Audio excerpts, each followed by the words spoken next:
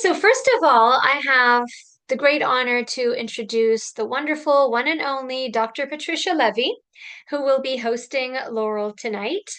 So, as you may all know, Dr. Patricia Leavy is a best-selling author, arts advocate, publisher, and internationally recognized leader in research design and arts-based research. She was formerly Associate Professor of Sociology, founding Director of Gender Studies, and Chairperson of Sociology and Criminology at Stonehill College. She has authored, co-authored, and edited over 50 books, earning critical and commercial success in both nonfiction and fiction. Her work has been translated into numerous languages, and she has sold more than 1 million copies worldwide. Her books have earned more than 100 awards. Over the course of her career, she has served as creator and editor of 10 book series with leading academic publishers, and she co-founded Art Research International, a transdisciplinary journal. She has received career awards from the New England Sociological Association, the American Creativity Association, the American Educational Research Association, the International Congress of Qualitative Inquiry, and the National Art Education Association. In 2018, she was honored by the National Women's Hall of Fame, and SUNY New Paltz established the Patricia Leavy Award for Art and Social Justice. In 2024, the London Arts-Based Research Centre had the honour of establishing the Patricia Leavy Award for Arts-Based Research. For more information about the lovely Patricia, please visit www.patricialeavy.com. And with that, I'm going to hand it over to you, dear Patricia. Rula, thank you for that incredible introduction and hosting this book event for one of my all-time favorite sheroes, Laurel Richardson, and her gorgeous, gorgeous book, Falling into a Good Life. I am deeply, deeply honored and excited to be here to celebrate Laurel and her beautiful book. And I did write something to introduce Laurel, but before I formally introduce Laurel, I just want to tell you a little bit about how I come to be here today to help honor Laurel and her beautiful book. So I first discovered, I'm 50 years old. I'm turning 51 this month for some context. I first discovered Laurel's work when I was in graduate school in my early 20s. So more than half a lifetime ago away for me. And my daughter is now 25 years old. So my daughter is around the age I was when I first discovered Laurel's work. And I read her beautiful and brave book, Fields of Play.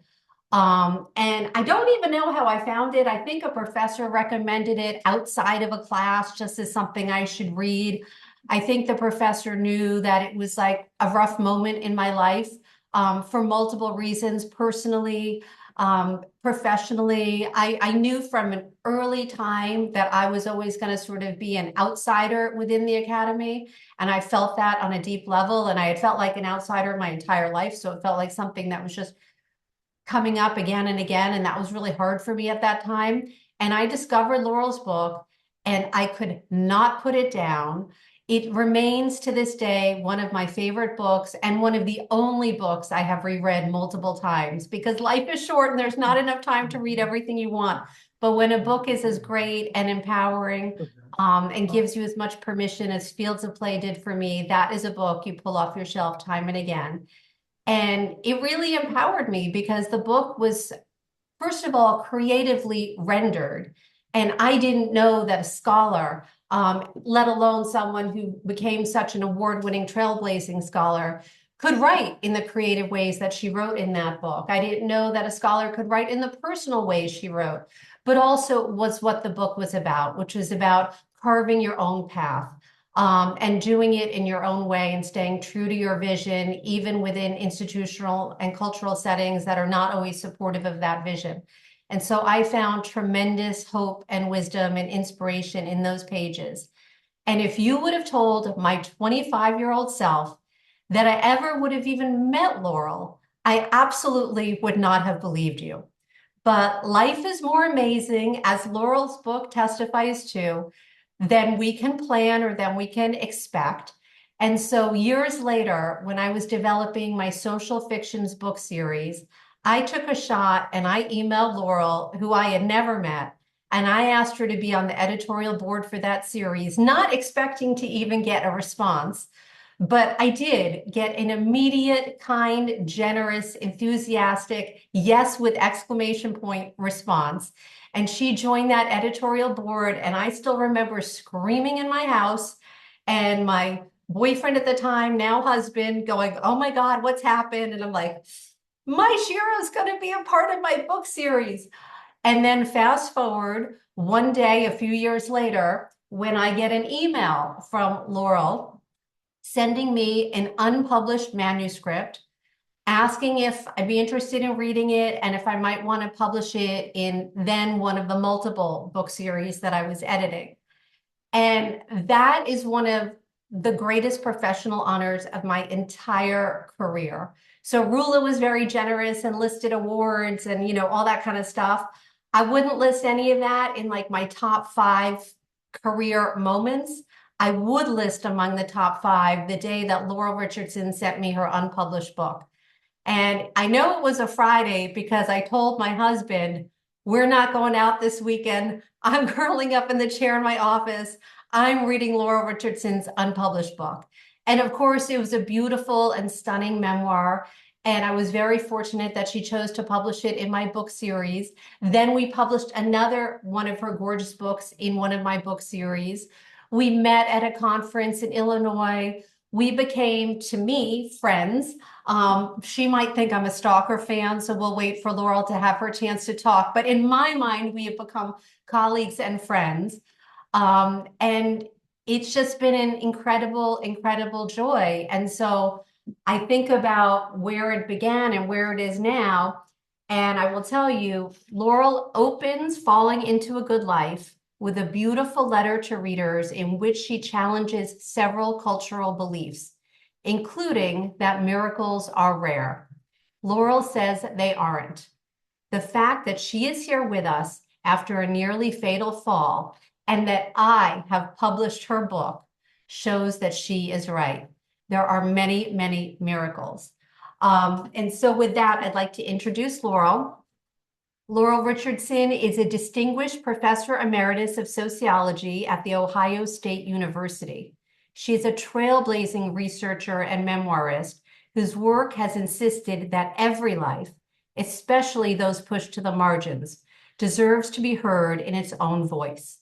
A feminist scholar and stylistic innovator, she reimagined what social science could be, weaving narrative, poetry, and theory that honors lived experience and challenges the hierarchies that silence it. Her writing and teaching have emboldened generations to speak truth with courage, craft, and compassion. She is a mother of 2, grandmother of 2, and companion to a spirited Cavachon puppy, Simca. She lives in Worthington, Ohio, where she continues to write towards justice, beauty, and the possibility of a good life. She is the award-winning author of 12 books, including The New Other Woman, Fields of Play, Writing Strategies, 7 Minutes from Home, Lone Twin, and A Story of a Marriage Through Dementia and Beyond. And I will also say that when Laurel's book, Falling into a Good Life, came out, it quickly topped the Amazon bestseller list, becoming the #1 new release and the #1 best-selling book in multiple categories, where it stayed for a month, which is the longest amount of time a new release can stay on those bestseller lists. So it is with great, great pleasure that I introduce the one and only Laurel Richardson, who will tell us a little bit about her book and read an excerpt or two and hopefully answer questions and comments. It's all yours, Laurel. Oh, you have to unmute yourself, Laurel. You're muted.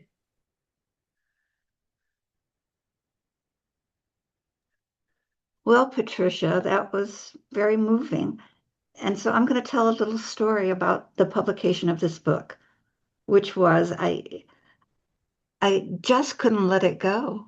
I didn't want academic publishing because they charge $50 a book. And any of the other kind of publishers I was looking at, I didn't trust, I didn't feel good about. And I asked a mutual friend, I think Peter Stone is the man who probably introduced me to you, Peter, who taught at Stonehill. No. Uh, um, I'm not sure. It's possible. yeah. Sorry, I interrupted myself. And a mutual friend who was an editor, and I asked, what should I do with this book? And he said, you might contact Patricia about it. She might have an idea. And I contacted my friend Ellen, who's up in the corner, and I said, I'm going to send it to Patricia. It was like, yay, I'm sending it to Patricia. And Patricia wrote back and said that she has it starting her own press, Paper Stars Press, and she's starting a new series, Literary Scholars. Am I interested? Well, yes. So it works both ways. Hi, Patricia. Hi, everybody. I'm going to apologize for my voice. I hope it's okay. Um, this book is in two parts. Part one is about my falling, and part two is about being in a good life. So I'm going to read some right now from falling. Here's what happened, or didn't. I don't know. I was at the top of my 13-step staircase in my home, trying to hold on to the topmost newel when I lost control of all my muscles and nerves. I couldn't hold on. I tumbled down. I hit my head against this wall, landing on my back in the dining room, holding a tooth in my hand. I lay there, I learned later, for 14 hours. I was transferred to the trauma center at OSU.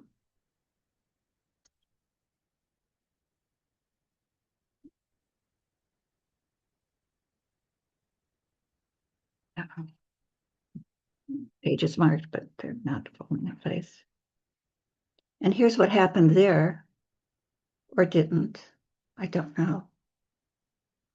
Don't leave, I hear a doctor say to my family, my son Ben, wife Tammy, my son Josh, his partner, Josh's ex-wife Suzanne, and my grandson Akiva. My loved ones have formed a semicircle around me. It's like a halo here on earth. I imagine my granddaughter here too, and I hear Fatou, my Liberian friend and aide, sobbing just as she had on the phone a day or so ago. Miss Laurel, Mama, I dream you. I dream you at the bottom of your stairs. I see blood. Be careful. You get hurt. The doctor talks to my family. It's touch and go up to Laurel to live. Stay with her. Don't leave her. Does she have COVID? Tammy asks. That's the least of it, says the doctor, shaking his head.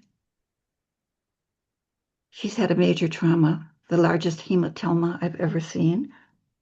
Eye socket broken, concussion, broken ribs, dislocated shoulder, broken arm, 3 broken cervical bones, 4 broken thoracic bones. A broken neck and back? Josh said. The EMTs did a great job of getting her here. What about my tooth? I want to say, but can't. My neck and head are in braces. My jaw is locked. A heavy contraption is strapped to my back and chest, and my right arm is bandaged up and heavy wrapping around my head. I am immobilized, and I am so tired. Dozing off feels good. Feels really good. Leaving feels so good. Don't leave, I hear Ben. Mom, stay with us, Josh says. Grandma. Keep calling her, the doctor says. Give her reasons to stay alive. We need you, Ben says. I need you, Kiva says. Lily needs you. Stay with us. Stay with us. Don't go. I know it's going to be hard and will take work, Josh says, but you're a survivor. You're almost 87, Akiva says. See, you are a survivor. Stay with your life force, Suzanne says. speaking her healing words that link mind, body, and spirit with a higher energy, a source of life. I fall asleep and have hallucinations, dreams, horrible things, on and on and on. No, oh no, no, no. I am in a space-time loop and will be for the rest of my life. For the rest of my life, I will relive, experience the horrors again and again, ad infinitum, over and over again. I won't comply. I choose to die. I'm sorry, I say to my family surrounding my bed, but I want to die. You're a fighter, Mom, Ben says. Stay with us. I don't want to be an invalid. It'll take hard work, Josh says, but you can do it. You can continue being a miracle, an artsy doctor says. Me? A miracle? Yes. Well, yes, you are, Dr. Preppy says. It's a miracle that you are still alive. Keep the miracle going. Stay alive, says Dr. Artsy. You'll soon be 87, Akiva says. We can have a Dairy Queen cake birthday party. It makes me smile, reminding me of all the birthdays my family has celebrated with a DQ cake. What if you stay with us until your birthday? Suzanne says. We'll all be there.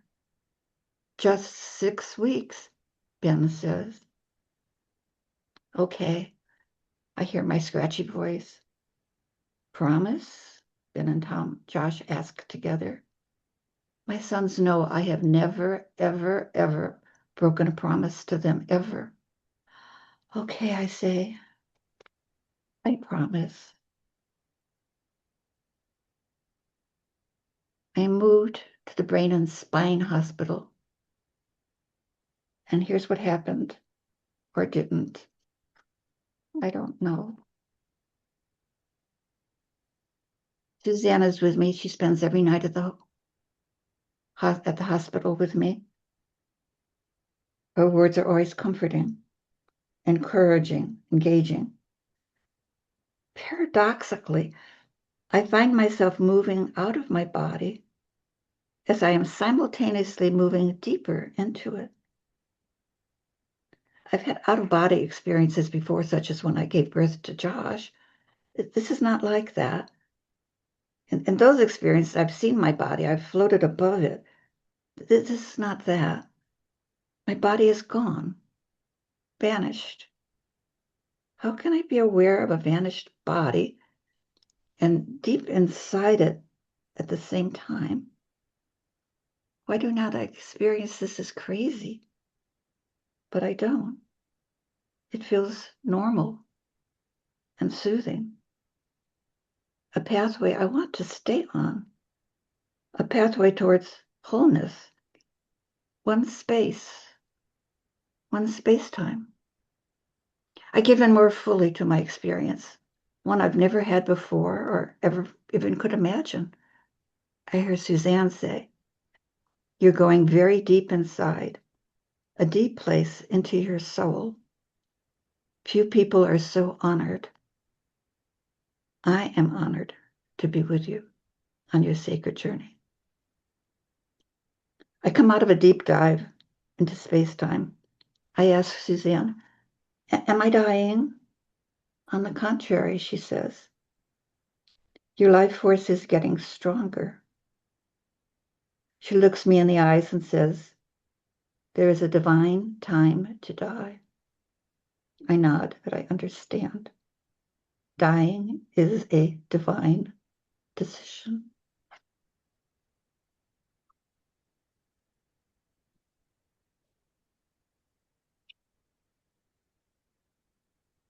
I am deep and deeper inside myself, no longer outside myself, just inside, deeper and deeper, feeling a state of holiness, inside, deep peace radiating through me. Ah, welcome, wisdom, truth, sacred knowledge. You are deep inside another world, Suzanne says. You're trying out that other world, but your soul isn't ready to leave this one yet. You can come back if you want. Love is everything, I say. I'm wide awake, thoughtful, and future-oriented. For 33 days, I have been here, lying on my back in a bed in the Brain and Spine Hospital, healing. 2 years from now, I want to have written my story and inspired others to choose life.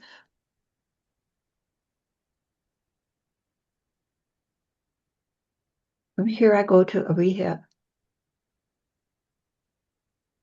What's your name? The kind-faced man asks. Laurel, Laurel. You're a miracle, Laurel, he says. I nod. I'm Rick. I'll be your main nurse. Hi. Do you know what year it is? 2023, I say. You're so right. Do you know where you are? I'm a banana inside a peel. Our beds are like hammocks. I know, he laughs. I'm tied in, I guess. Yep. For added safety, you're in room 141. 143 is my home address. So I'm almost home. Not yet, Laurel. You're at the Prince Lake Skilled Nursing and Rehabilitation, and you'll be here for a while.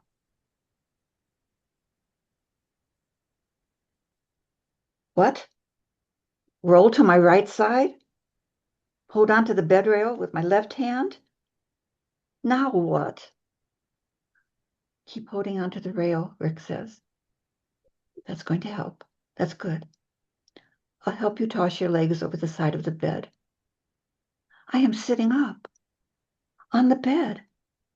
My first sit-up since my fall. Good job, Rick says. We'll do this again, okay? My back hurts. It's getting strengthened, Rick says. I am so tired. I'm there for 2 weeks because that's all the insurance will cover. And I moved to assisted living. Here's what happened there.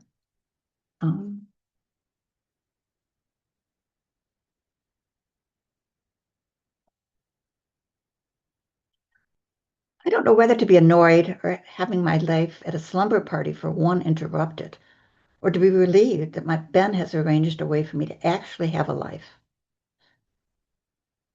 Remembering Josh's wisdom, Mom, you can choose to speak, spend the rest of your life in bed, or you can do the work. Zach, a very handsome PT, helps me out of bed onto the walker, and I walk 5 steps forward and backward. Great, he says. You had quite a fall and COVID-19 paralysis. What? COVID-19 paralysis? What's COVID-19 paralysis? It happens mostly to older people who've not gotten COVID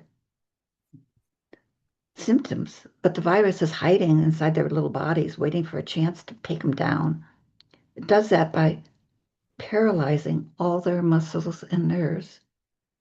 That's what happened to me at the top of my 13-step staircase. I lost control.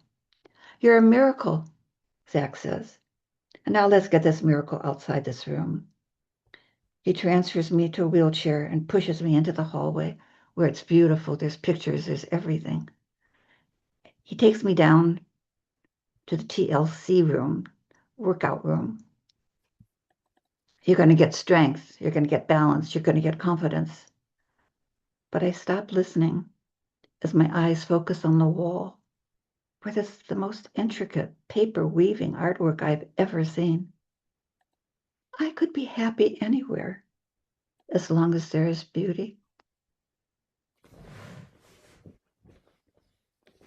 Time for you to try the stairs, Zach says. He opens a door to the stairway. I gasp. I can see the stairwell upstairs and the downstairs cement, hard, narrow, scary. Worse than the stairs, I fell down. I can't. You will. You're a miracle.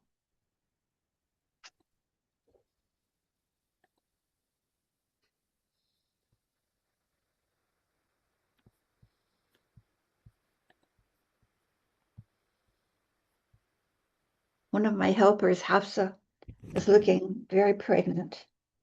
I hadn't noticed that she dresses modestly in an abaya. When is your baby due, Hafsa? I ask. November 18. The same day I'm leaving, I say. Yes, she smiles. Do you know the sex? Yes, a girl. Have you named her? Yes. What name? Laurel.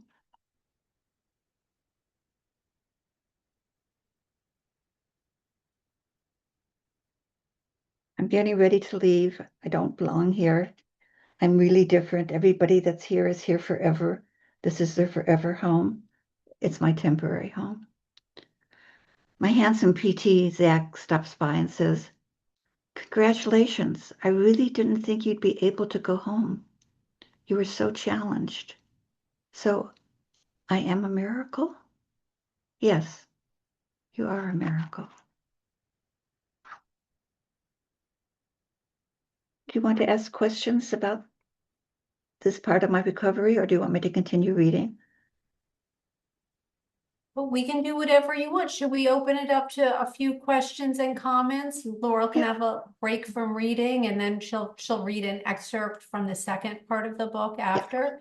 So you can just feel free to unmic yourself if you have a question and call out, or you can raise your hand, or you can put something in the chat box and I can read it. You can do whatever you want, but questions and comments are welcome. And I just want to say I'm so happy to see some of Laurel's friends here who I have not had the pleasure of meeting, but I have heard And they're about in the you. book, Mary and Ellen and Yes, Erica, who's not showing her face. yes. Erica's from England, actually. You should show your face, Erica. So please feel free to speak up with any questions or comments you have at this point.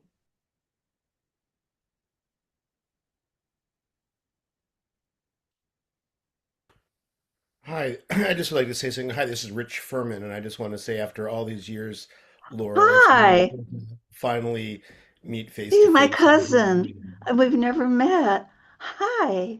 Nice to see you. He's a great writer. He's a great poet, and he's a dog lover. Hi, Rich. How's your sister? I'll connect with you over that. Okay. We've never met. We've communicated email. Huh. No Can I ask a question. question? What? So, hello, I'm Melissa Maniwo. I teach at the University of Scranton, and I first used your book, 7 Minutes from Home, Oh, during the yeah. pandemic. So I'm feeling a bit fangirly. But I'm going to ask you a really simple question, which is actually a very deep question.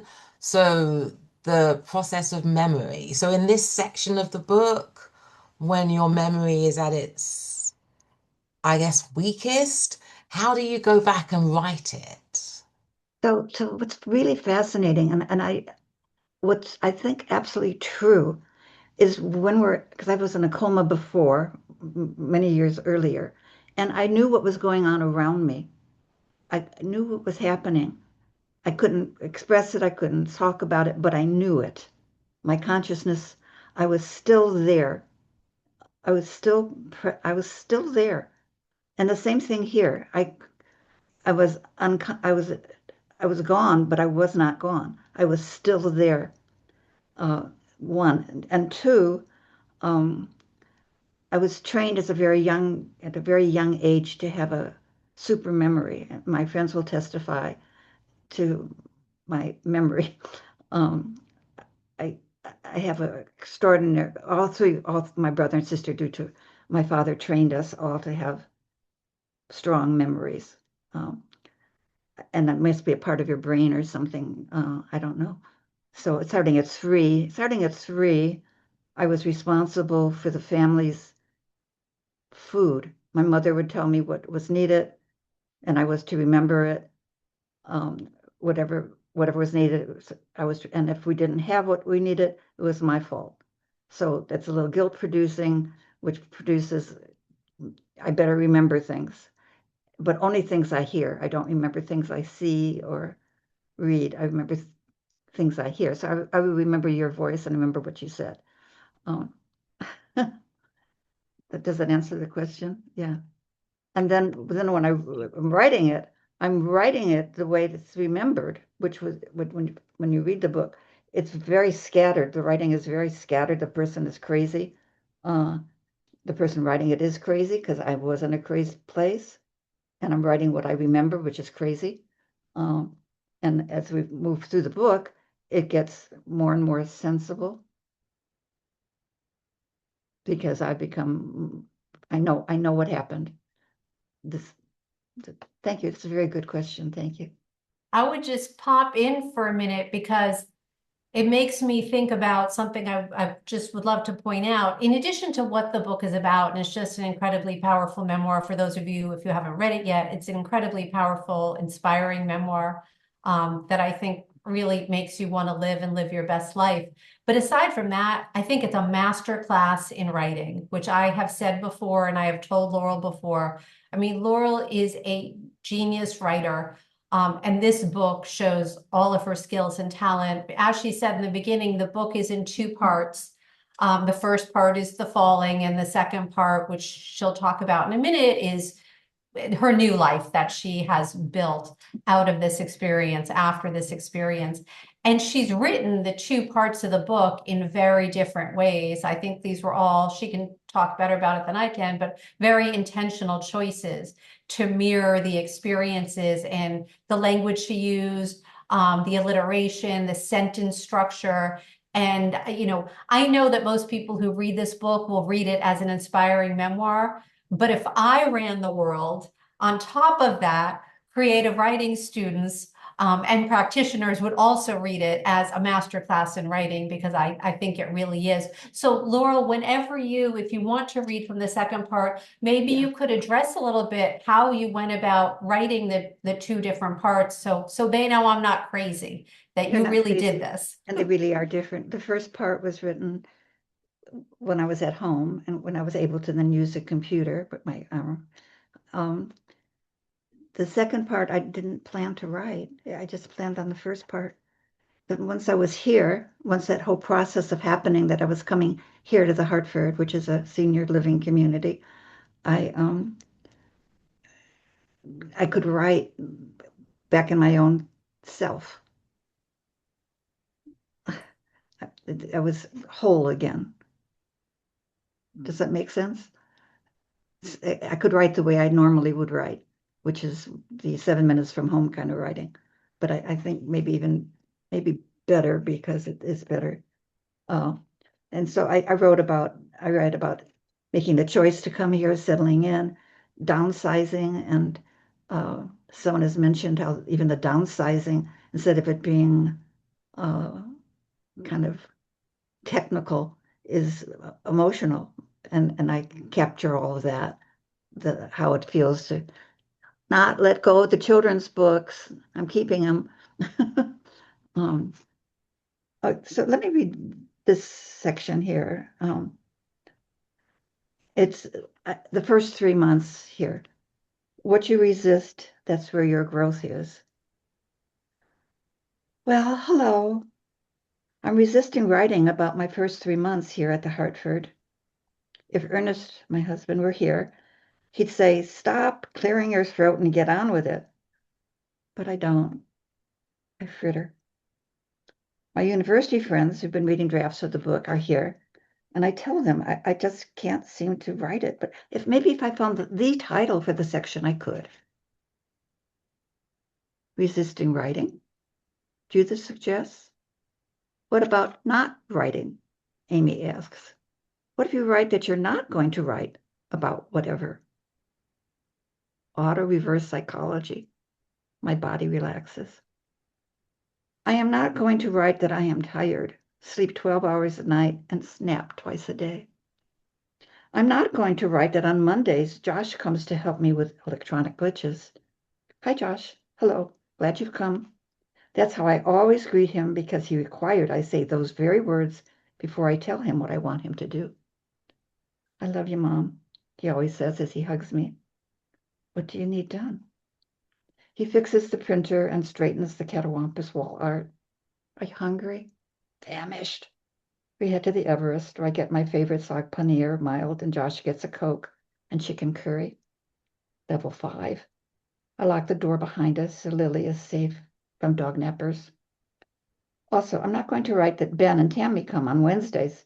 Tammy brings me my favorite little blueberry pies from Kroger's. Where would you like to go, Mom? Ben asks. He pets Lily. The library, Fresh Time, CVS, and the dry cleaners. Shall I drive, or do you want to walk? Oh, drive, please. I put Lily on a leash. Once back and Lily back on her bed, we go to the Hartford Bistro. Ben and Tammy order rosemary chicken. I order spinach roll. Love you, Mom, Tammy says. Love you, Mom, Ben says, kissing me on the cheek. Thinking now about my family's weekly visits, I feel blessed to have 2 sons and a daughter-in-law who genuinely care about me and want to spend time with me. But I do have a niggling fear that if I am too needy, I will lose them. Not in a love loss dramatic way, but through a slow erosion of their desire to be with me. If I ask too much, our visits could become shorter, less frequent, and feel compulsory. No joy. I need them, really need them, my only family, them. I'm not going to write about my Liberian aide, Fatu. She calls me Mama, her American mother. She says as she takes care of me, she knows someone will be taking care of her mama in Africa. She sings to me, "You are my sunshine." She's not bio family, but I do need her.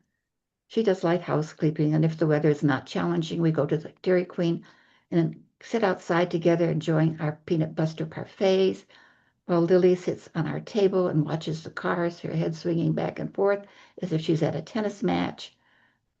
Or Fatu drives us to the Walnut Grove Cemetery to visit Ernest's grave that I will someday share with him. Lily refuses to walk on Ernest's grave. Fatu picks her up and comforts her. Fatu has been my aide for 4 years. She's the one who dreamed my fall, called the EMTs, and has seen me through recovery of bodily and spiritual strengths. Yet I know, although I never say it, or even whisper it to myself, that our relationship is not a forever one. I tell myself that we are friends. I tell myself that for now, but I am worried. I'm not going to write about Ethel, Lily's godmother. I'm not going to write that she's ghosted me, or perhaps even more likely that she's in memory care or dead, because the birthday card I sent to her came back with a postal label undeliverable. Not knowing troubles me. We had our differences, but I felt forever indebted to her for finding me my papillons. My mind is dredging up all the bad things about her, and I don't want to think poorly of the dead or not dead. I want to thank her, but I can't. I'm ghosted by a ghost, bewitched, bothered, and bewildered. Angry. I'm not going to write about the terrifying pangs of knowing that I am existentially alone.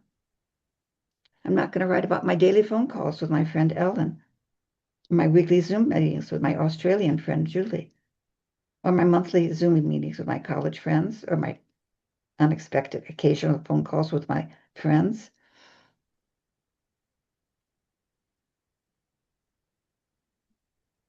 I fear I might lose them, these special friends, or alienate them by something I say.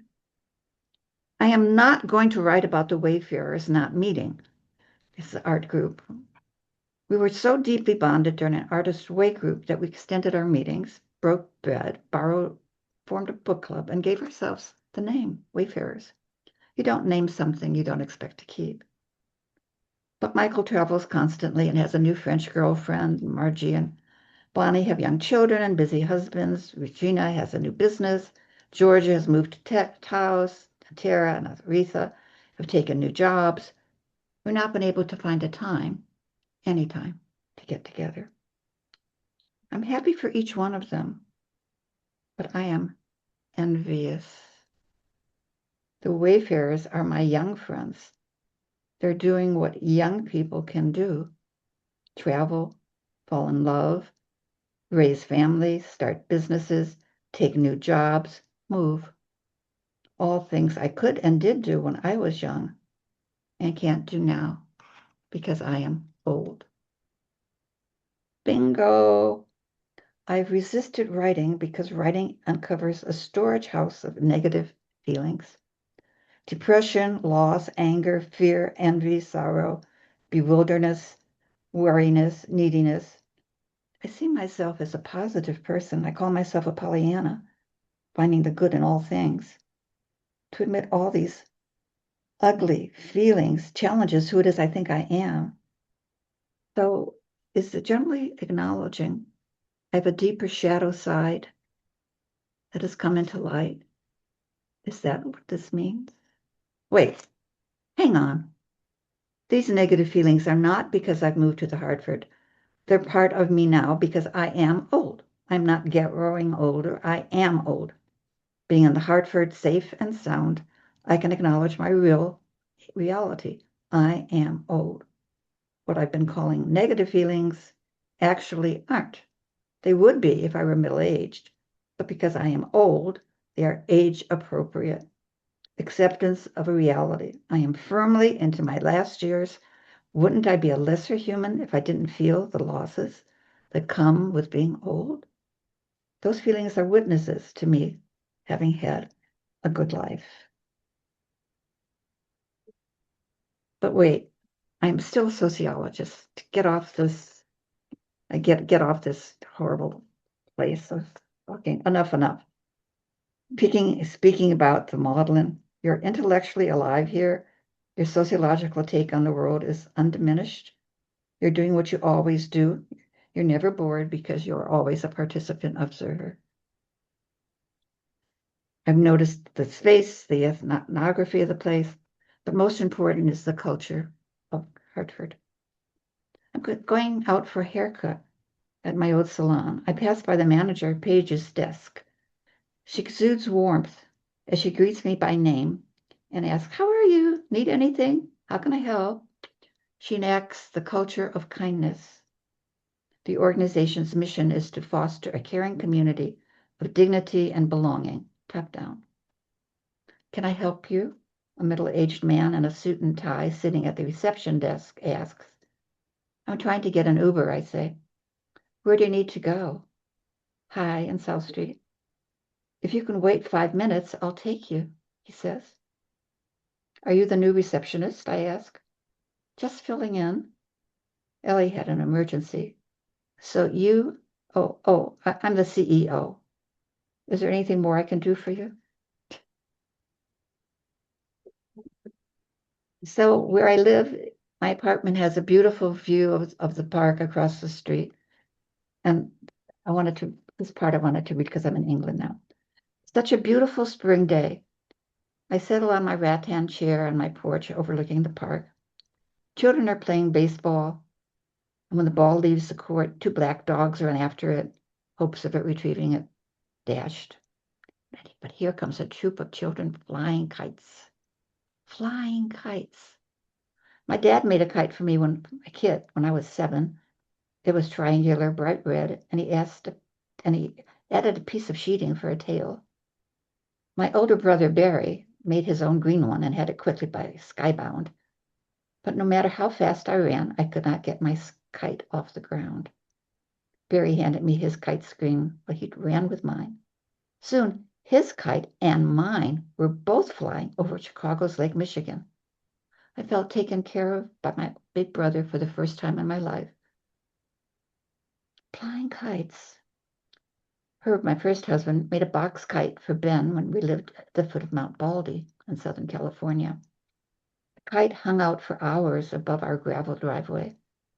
While the kite bideth its time, Ben and I fed leaf lettuce to our land turtle. Flying kites. Ernest and I are at the Hampstead Heath in London on the afternoon of a kite flying flurry. Stretch out on the grass, hold hands, and give the kites literary names. Red Badge of Courage, Black Beauty, Great Expectations. Flying kites.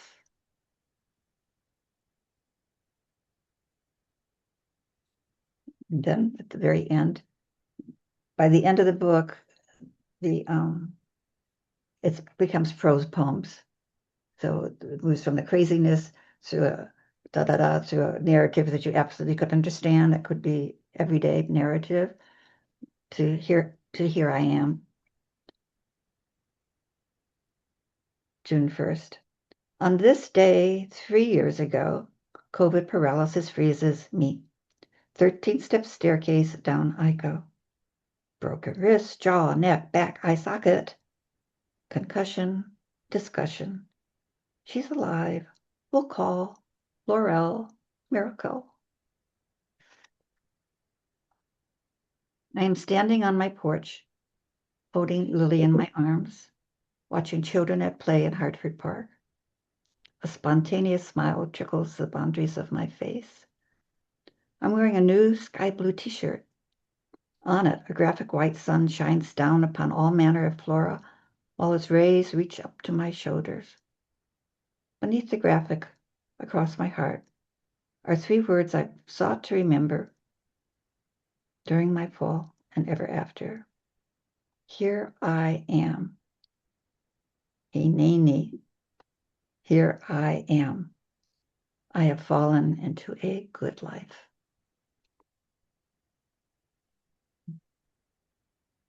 Thank you. So beautiful, Laurel. Thanks. I never get sick of hearing you read it aloud too, no matter how many times I read on the page. I love hearing your voice. Thank you. I want to read a comment in the chat box that I think is lovely. She says, for me, I love how one theme that comes out is 7 minutes. Felt like a story of how Laurel loves, and falling is about how she is loved. And I think that's really beautiful. And I know both books intimately. And I think that's a really beautiful, beautiful observation. Thank you. Thank you so much. And, the book is so beautiful to me, and so inspirational. And I think what Laurel does extremely well, which I first thought when I was in my 20s, although it was just instinct, I had very little experience. But now, all these years later, and having read all of her books, I just feel so deeply. It is a combination of incredible craft and skills that you have obviously worked on and continue to work on. But it's also your constant willingness to be vulnerable, to share things, not only about yourself, but things about yourself that many people would not choose to share. And writing is a forum in which we can really sanitize our lives if we choose to. And you've always gone in the opposite direction. And I think that's why your books are so inspiring to so many people. And I am going to open it up for questions and comments again, final questions and comments. But before we do, I just wanted to share one little thing, a discovery I truly made this morning. Oh, there's another comment. A brilliant work by one of the pioneers of poetry as research, autoethnography, Bender Benning memoir, prose poetry, and flash nonfiction, genre mending. Yes, absolutely. Absolutely true.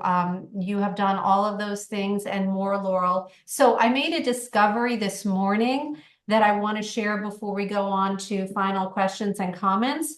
So my little press, Paper Stars Press, we only launched 8 months ago. So it had been in the works for more than a year before that, which very few people knew about. But we only launched our first book 8 months ago. So as of this week, we have 3 books out. We have many others under contract and in the pipeline, but there are only 3 books out. And when I was preparing to introduce Laurel, I made a discovery. The discovery is this. So the first book we published which Laurel did not know when she emailed me about Falling into a Good Life. She did not know I had published this book. She did not know I was starting a press, but I had already written my memoir, The Artist Academic. And what Laurel did not know at that time is this book is dedicated to her. And had been ever since I wrote the first word, which was at this point years ago. So this was long before she contacted me. And the reason it's dedicated to her is manyfold, but it's because of how much Fields of Play and all her subsequent writing meant to me. And that is a book I talk about a lot as one of my all-time favorite books in this book. So the first book published by Paper Stars Press was dedicated to Laurel. The second book published by Paper Stars Press is Laurel's book, Falling into a Good Life. The third book, published by Paper Stars Press, which is my new novel, Cowboy Eyes, which literally came out Monday, so 2 days ago. On the front cover, there is a quote, a blurb from Laurel Richardson, author of Falling into a Good Life. So if that is not proof of more amazing, miraculous things in the world that my 25-year-old self would never believe, my 50-year-old self hardly believes it.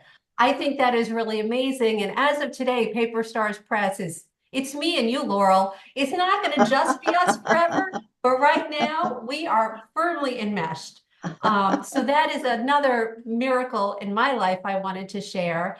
And with that, I would love to open it up to any questions and comments for Laurel about what she just read or anything about her book or her body of work that you'd like Or to her ask life. comment Um, on. I took the artist, I went all around everywhere I knew here and said, look at this, a book is dedicated to me. I've never had a book dedicated to me. It was thrilling. It was just thrilling. And I I got to, love you, Laurel. I just want to say that and I I love you usually like don't deeply and brag about profoundly, myself. not in a stalker way, but I truly love you. I know. We're meant. And The Artist Academic is one of the most incredible books I've ever read too. And Laurel, I wanted to ask you a small question, but a very significant one as well, because I mean, you really and truly are a miracle. The question is, how does it feel to be a miracle? Oh, After you heard that sentence, how does it um, resonate in your own uh, life? right. So actually, I didn't read this other part. Yes, I am a miracle, but everything's a miracle. So, Uh-huh. in fact,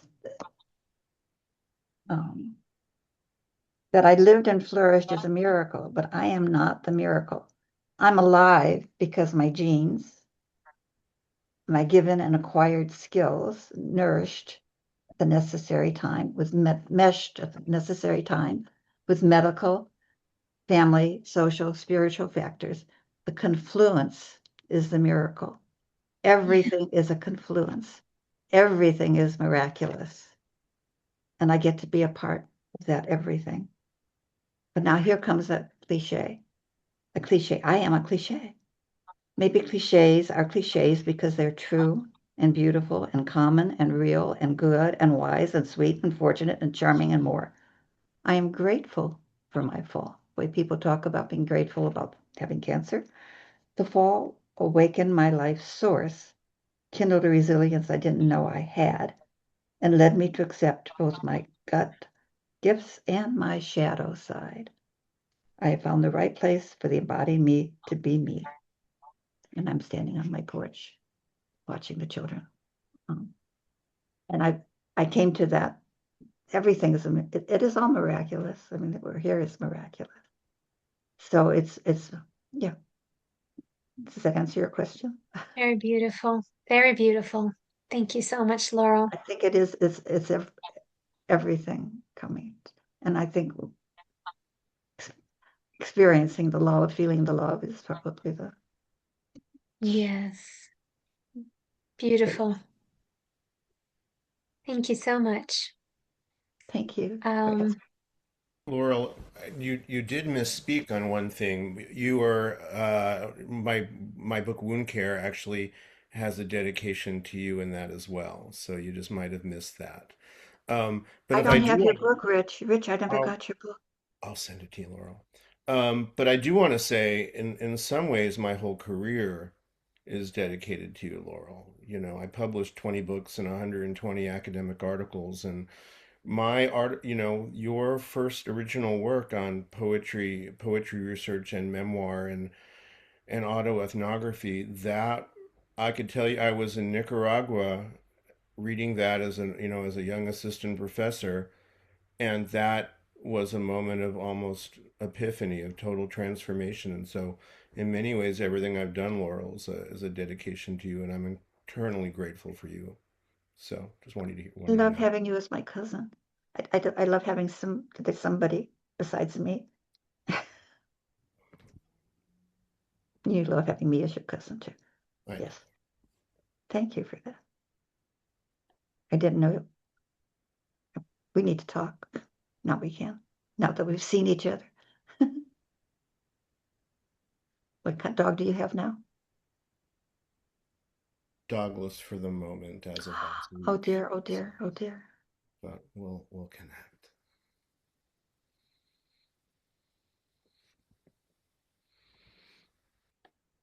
Are there any other Melissa. questions or Mhm. comments anyone would like to Yeah, share? Melissa had something. Um, yeah, okay, I have 10 million things, but I did just want to say, firstly, that 7 minutes from home. So I teach US history, and the hardest thing about what I do is getting my students to understand that they are participants in history. And so 7 minutes from home was the first time I was able to do that just seamlessly. And we did this really great project where they had to do a world in their view because it was during lockdown. They had to pick a window in their house and they had to spend 7 minutes every day looking out that window, and it presented just these amazing, amazing things. But more than that, it made them feel like they were participants. But what I actually want to say is I gave Falling Into a Good Life to my mom. She had a fall, and what she needed was your story. Because all she got from her fall is I'm old, right? And I'm done, and this is the end of it. And all of the things that you said about being a burden. And my mum doesn't like to read. She read that book in 2 days. So there you go. So thank you. So the both biggest parts of my life, your writing has just transformed it. And especially for my students, to get them to actually read it without a consequence and then just bring to life their little world in my view and make them realize that they're a part of the world that they live in is just really amazing. So thank you. What do you teach? What do I you teach teach? US history and all things US culture at the University of Scranton. University of, Scranton in Pennsylvania. Scranton. oh, Wait, here in in America. my accent. Yeah. Yeah, yeah, yeah, here in America. Yeah. Yeah. I love the 7 minutes at the window. Um, one of the one of the quilts I've made, which I love, it's my favorite quilt. Um, I had me and my dogs, and I had two Papillons, looking out one window to the north, one window to the south, one window to the east, one to the west, um, both inside the house and outside the house at the same time. I had both pictures taken inside and outside and then put together. So it's like I'm inside and outside at the same time. I'm both. And then the dogs were four directions, and it's my favorite quilt. And it just this idea of 7 minutes at a window is an exciting That, idea. that's very clever. I'm sorry. I also have to say that as a British person, I never understood Dairy Queen. So that's another thing I have to thank you for. Is I can't think of Dairy Queen now without thinking of you. Oh, Dairy Queen. One of my best friends owns a Dairy Queen here. Dairy Queen's a big thing here in Columbus anyway. Yeah. Dairy Queen is, do you have Dairy Queen in England? No. It's it's good. It's the ice cream doesn't have any whey in it, so those of us who are lactate sensitive can have it. Um, and it is what it sounds like.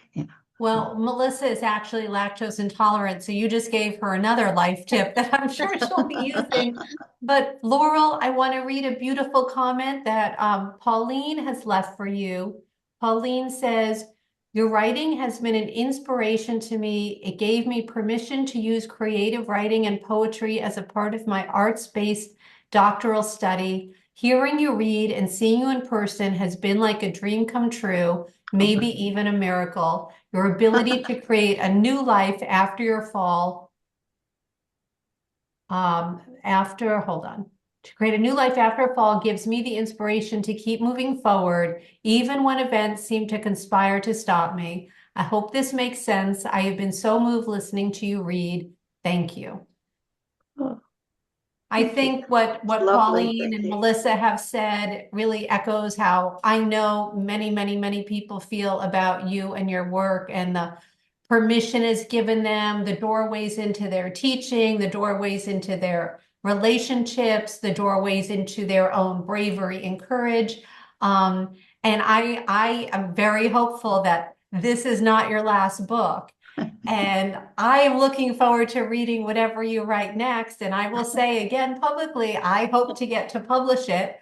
So we can keep this Paper Stars Press is really Patricia and Laurel going. Any final comments from anybody or anything you would like to say, Laurel, before we conclude?